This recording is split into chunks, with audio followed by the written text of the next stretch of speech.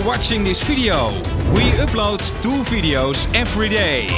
Do you want to be part of it? Subscribe to my channel and stay up to date.